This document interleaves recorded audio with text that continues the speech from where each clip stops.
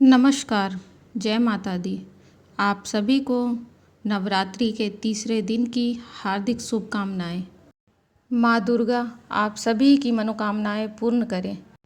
आज चैत्र नवरात्रि का तीसरा दिन है और तीसरे दिन माँ दुर्गा के तीसरे रूप माँ चंद्रघंटा की पूजा की जाती है। तो आइए जानते हैं कि माँ चंद्रघंटा कब कब इस रूप में प्रकट हुई। जानने से पहले अगर आप मेरे चैनल पे नए हैं तो चैनल को सब्सक्राइब करना ना भूलें और कमेंट में जय माँ दुर्गे अवश्य लिखें। माँ दुर्गा की तीसरी शक्ति है चंद्रघंटा। जाने कब कब इस रूप में प्रकट हुई माँ दुर्गा। नवरात्रि के तीसरे दिन माँ दुर्गा की तीसरी शक्ति माँ चंद्रघंटा की पूजा की जाती है। इस स्वरूप में कब सामने आई, इनका स्वभाव क्या है और यह पूजा अर्चना से किस तरह के फल देती हैं। माँ दुर्गा की तीसरी शक्ति है माँ चंद्रघंटा। इनकी पूजा नवरात्रि के तीसरे दिन होती है। यह देवी कल्याणकारी है। देवी का यह स्वरूप परम शांतिदायक और कल्याणकारी है। इसलिए कहा जाता है कि हमें निरंतर उनके पवित्र विग्रह का ध्यान कर साधना करनी चाहिए। माता चंद्रघंटा का ध्यान हमारे इहलोक और परलोक दोनों के लिए कल्याणकारी है।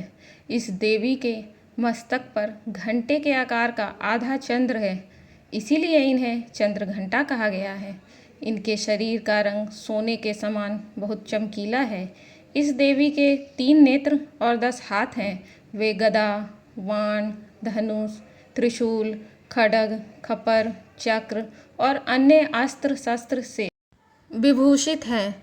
माँ चंद्रघंटा अग्नि जैसे वर्ण वाली, ज्ञान से जगमगाने वाली दीप्तिमान देवी है। सिंह पर सवार इस देवी की मुद्रा युद्ध के लिए उगत रहने की है। इनकी घंटे सी भयानक ध्वनि से अत्याचारी दानव, दैत्य और राक्षस कांपते रहते हैं। माँ चंद्रघंटा के स्वरूप की कथा। पौराणिक कथा के अनुसार एक बार राक्षस महिषासुर ने अपनी शक्तियों के घमंड में देवलोक पर आक्रमण कर दिया। घमासान युद्ध में जब देवता हारने लगे तो वह बारी बारी से त्रिदेवों के पास मदद के लिए पहुँचे। इनकी व्यथा सुनकर माँ आदिशक्ति ने अपने चंद्रघंटा स्वरूप को प्रकट किया। इस स्वरूप को भगवान विष्णु ने अपना चक्र, भगवान शिव ने त्रिशूल, देवराज इंद्र ने घंटा, सूर्य ने तेज तलवार और सवारी के लिए सिंह प्रदान किया। इसी प्रकार अन्य देवी देवताओं ने भी माता को कई अस्त्र शस्त्र प्रदान किए, जिसके बाद माता चंद्रघंटा ने राक्षस का वध कर दिया।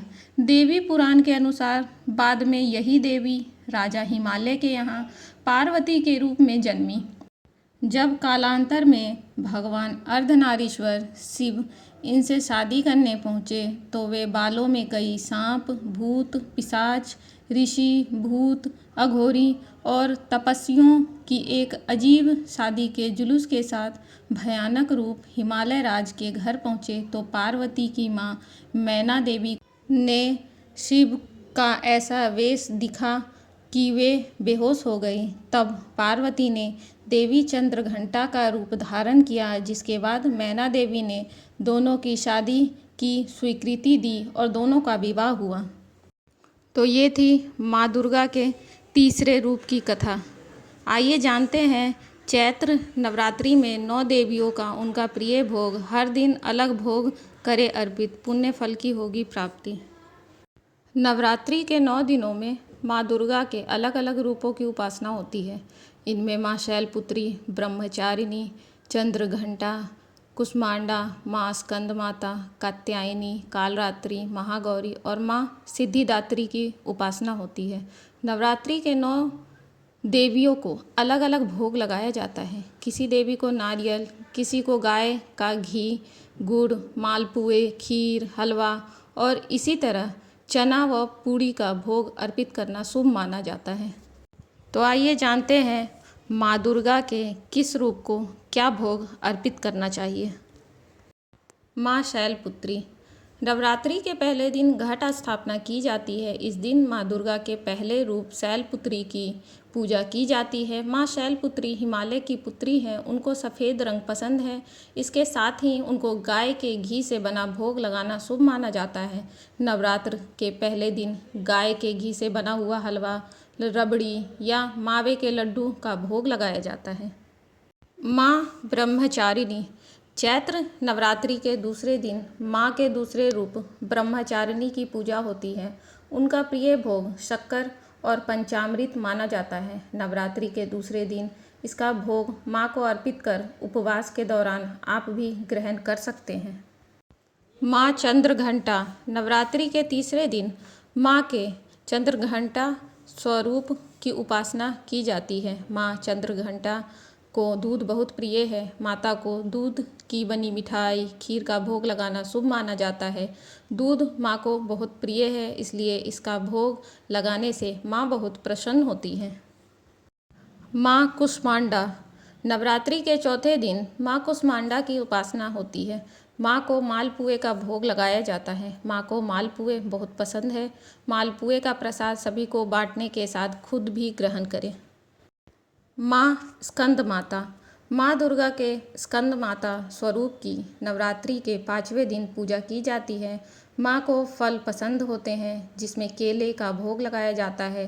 तुरंत एनर्जी देने वाले फल को लेकर मान्यता है कि शारीरिक रोगों से मुक्ति मिलती है, तो माँ स्कंद माता को केले का भोग अवश्य लगाएं। माँ कात्यायनी। माँ कात्यायनी को देवी दुर्गा का छठा रूप माना जाता है। पुराणों के अनुसार माना जाता है कि ऋषि पुत्री होने के कारण माँ को कात्यायनी नाम से जाना जाता है। माँ को भोग लगाने के लिए मीठे पान, लौकी या शहद का उपयोग किया जा सकता है। माँ कालरात्रि। माँ कालरात्रि दुष्टों का विनाश करने वाली हैं। माँ दुर्गा के 7वें रूप कालरात्रि की 7वें दिन पूजा की जाती है। इनके शरीर का रंग घने अंधेरे जैसा और बाल बिखरे रहते हैं, इसीलिए इन्हें कालरात्रि कहा जाता है। माँ कालरात्रि को गुड़ बहुत प्रिय है। गुड़ से बने प्रसाद का भोग लगाना चाहिए माँ कालरात्रि को। माँ महागौरी। महागौरी माँ दुर्गा का 8वां रूप है। अष्टमी के दिन माँ के महागौरी रूप की उपासना की जाती है। महागौरी को माता पार्वती का रूप माना जाता है। महागौरी को नारियल बहुत प्रिय है। अष्टमी के दिन माँ को नारियल का गोला अवश्य चढ़ाएं। माँ सिद्धिदात्री। माँ सिद्धिदात्री माता दुर्गा की 9वीं शक्ति है। माँ सिद्धिदात्री भक्त को सभी प्रकार की सिद्धियों को देने वाली हैं। नवरात्र के 9वें दिन इनकी पूजा की जाती है। इसके बाद कन्या पूजन की जाती है। पूजन करने के बाद उनको चना मसाला या फिर हलवा पूड़ी और खीर का भोग लगाना चाहिए।